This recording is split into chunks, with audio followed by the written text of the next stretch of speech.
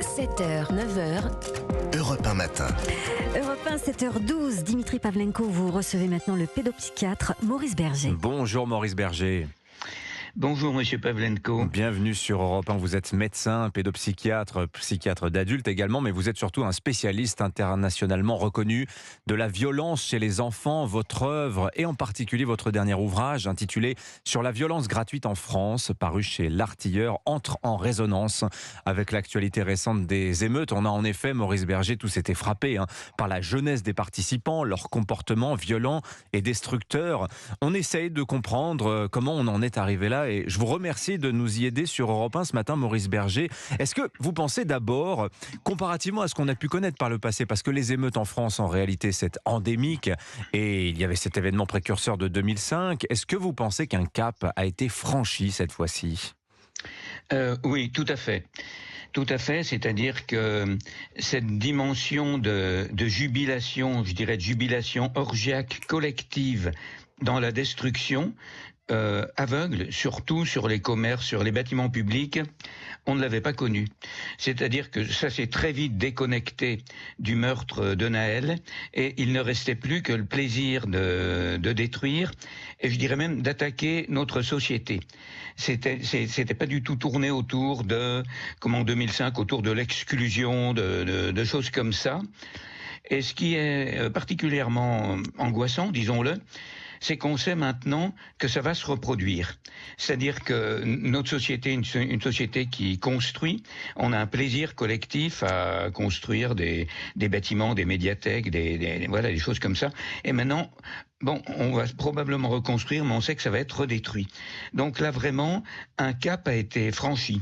Vous avez beaucoup travaillé sur les causes de cette violence qui est gratuite ou pas toujours, parce que parfois c'est l'avidité qui pousse à la destruction. Mais avant, peut-être savoir de qui l'on parle, avant de dire de quoi l'on parle. Ces adolescents hyper violents, vous travaillez à leur contact, vous les faites parler aussi, Maurice Berger. Qui sont-ils ? Quel est le parcours de vie un peu typique, si je puis dire, de ces jeunes ? Bon, ils sont tous un peu différents les uns des autres. Bien sûr. Moi, quand j'ai commencé, j'avais peur d'avoir, vous savez, le délinquant type numéro 1, 2, 3. Non, ils ont tous une personnalité un peu différente. Mais quand même, il y a des points communs. Le point commun, c'est des catastrophes dans leur petite enfance, très souvent.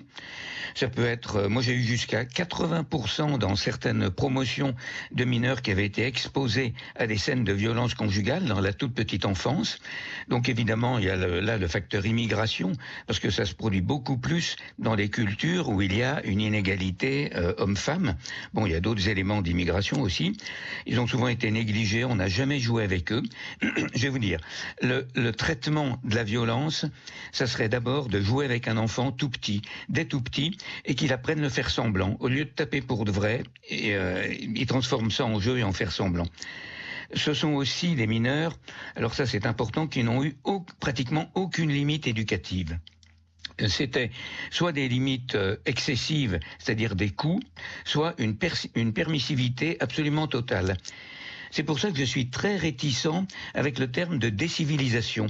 Je trouve qu'ils n'ont pas été civilisés au départ, au sens où ce sont les parents qui apprennent à un enfant à inhiber ses actes violents, ses actes prédateurs de vol.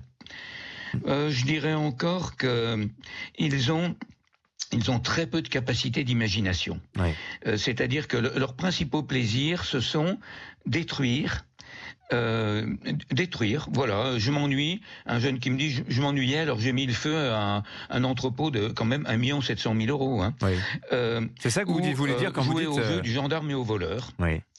Et là, on voit ce que ça donne. Donc quand on est petit, on joue symboliquement avec des petits jouets à mettre le feu et à l'éteindre. Vous dites, eux, ils ne l'ont pas fait petit, leurs parents n'ont pas joué avec eux petit à ça, et résultat, ils le font à l'adolescence en vrai. Ils le font en vrai, et en exprimant aussi une violence qui n'a jamais pu... comment dire ? En fait, les enfants ne sont pas des âges, des anges. Freud disait que l'enfer, ça serait le monde dirigé par des enfants de 4 ans. Et cette violence ou agressivité qu'un enfant a à l'intérieur de lui, elle doit être canalisée. Et là, ça ne s'est pas fait. Et en plus, il y a toute une dimension groupale. C'est-à-dire que ces jeunes vivent dans des fonctionnements familiaux souvent claniques. Un clan, c'est un groupe dont on ne doit pas s'éloigner, dont tout le monde doit penser à peu près pareil. Et quand il y a de la tension à l'intérieur, comme dans tout groupe familial, elle est expulsée sur l'extérieur. Et l'extérieur, c'est quoi? C'est la société française. Alors, c'est aussi régi par les codes de l'honneur. Si vous avez un différend, vous, Monsieur Pavlenko, dans la queue d'un supermarché, quelqu'un vous passe devant, eh bien, ça risque d'être non pas en fonction de nos règles, on passe à la queue en fonction de l'heure à laquelle on arrive, mais ça va être un Français qui porte atteinte à mon honneur contre un membre d'un groupe. Oui. Et à ce moment-là, il y a toute la dimension on va régler ça en termes d'honneur Oui. et avec la violence. Donc, quand ils sortent de leur famille, ils vont être toujours en groupe. C'est-à-dire que c'est des personnes qui ont très peu de personnalité individuelle. Ils ont une identité groupale. C'est aussi pour ça que nos politiques se plantent quand ils parlent de ghettoisation.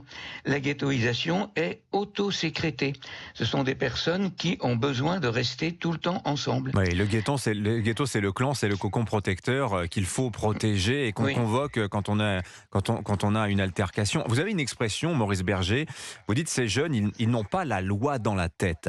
Alors il faut mettre une butée, ça aussi c'est une expression de vous, mais mettre une butée, un rappel à la loi, vous dites ça ne suffit pas, il faut matérialiser la butée. Donc ça nous amène sur le terrain de la réponse judiciaire finalement à cette délinquance et à cette violence. Qu'est-ce qu'il faut faire? Qu'est-ce qu'on ne fait pas, semble-t-il, Maurice Berger? Alors, c'est vrai que dans mon travail, j'ai été vraiment déstabilisé parce que ces mineurs n'avaient aucune culpabilité. Aucune culpabilité, c'est-à-dire quand je leur demande qu'est-ce que tu penses que ça a fait à la victime, elle peut être sérieusement amochée, la réponse c'était j'en ai rien à foutre. Et je n'en ai eu aucun sur les 140 que j'ai vus qui éprouvaient de la culpabilité. C'est aussi l'idée qu'il ne peut rien leur arriver. C'est-à-dire que j'ai des mineurs qui me disent, c'est pas rare du tout, hein, je sais que même si je fais quelque chose de grave, je n'irai pas en prison. Donc, cela signifie que la parole ne sert pas pour leur expliquer que ça ne se fait pas. La parole du magistrat, pas toujours, mais très souvent, n'a pas de poids. Donc à ce moment-là, la seule manière de leur faire sentir, comprendre que ce qu'ils ont fait est grave, c'est de mettre une butée, c'est-à-dire la prison. Et c'est la lourdeur de la peine qui va leur montrer que ce qu'ils ont fait est grave. Mais on va vous dire, Maurice Berger, mais la prison c'est l'école du crime, ça va être pire. Oui, bien sûr, c'est le mantra. On vit avec un certain nombre de mantras. L'école, la prison, c'est l'école du crime. Il faut de l'éducatif avant le répressif, alors que la sanction fait partie de l'éducation. On a tous pu être amenés à sanctionner nos enfants. On vit comme ça avec un certain nombre de... Et puis, l'éternel mantra, ce sont des victimes de la société, notre vilaine, méchante société. Mais chaque fois qu'on désigne quelqu'un comme victime, on l'empêche de progresser. Ça, c'est vraiment... il faut lutter contre cette idéologie. Alors maintenant, en prison, pour la première fois, ces mineurs passent de « je peux tout faire, j'ai envie, je fais » à maintenant, ça n'est plus possible. Je suis dans un espèce de vide sidéral parce que je n'ai plus mon smartphone, je n'ai plus mes potes, je n'ai plus mon cannabis. Et à ce moment-là, on peut commencer à parler avec un certain nombre de mineurs. Malheureusement, ça ne marche pas pour tous. Et puis, un autre aspect, c'est que certains mineurs ne commencent à penser, c'est compliqué à comprendre, que quand ils ne peuvent plus agir. C'est-à-dire, ils ont des tensions en eux. Ces tensions, ils vont les décharger sur ce qui leur tombe sous la main, une personne ou un immeuble. Et quand ça n'est plus possible, à ce moment-là, si il y a un professionnel présent, ils peuvent commencer à réfléchir. C'est-à-dire que la tension, elle va rester en eux et on va réfléchir sur ce qui se passe. Merci beaucoup Maurice Berger. Je dois vous interrompre, mais on vous aurait bien gardé encore une heure tellement c'est passionnant. Merci beaucoup pour vos lumières sur ces jeunes ultra-violents. Et je renvoie les auditeurs qui s'intéressent sur l'ensemble de votre œuvre. Je signale votre dernier livre intitulé Sur la violence gratuite en France. Merci beaucoup à vous, Maurice Berger. Bonne journée.